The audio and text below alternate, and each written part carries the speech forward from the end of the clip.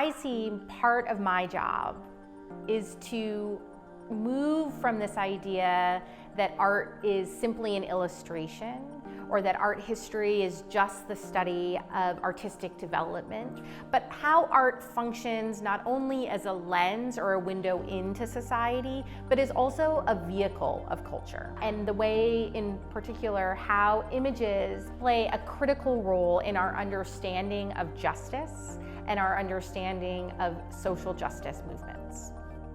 I'm Rebecca VanDiver, and I study the intersection between art and social justice.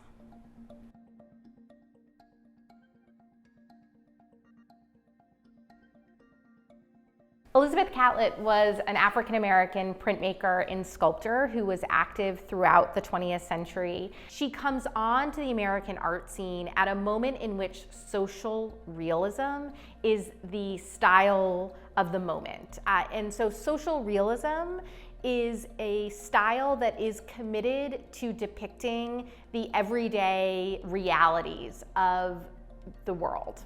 She is also really invested in thinking about the contemporary cultural concerns, both in her adopted home of Mexico as well as in the United States. In the late 1960s, early 1970s, we have an incredibly turbulent socio-political climate where there are a slew of race rebellions that engulf the United States. From 1965 onward, we have the rise of the Black Power movement, which is advocating for really overt political activism to enact change.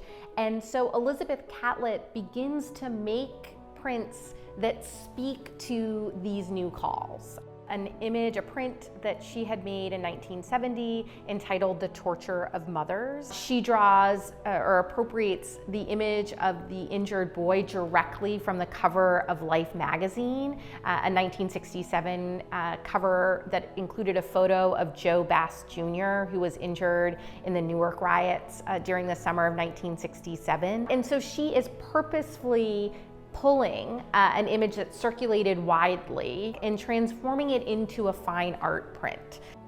She shows incredible dexterity in terms of being able to move between audiences, producing these fine art prints that are going to be on view in an art museum. But then she's also making posters that are meant to be carried in protest marches. So we see her really distilling her visual language into really key components that allow for the viewer to understand very quickly the message that she is trying to get across.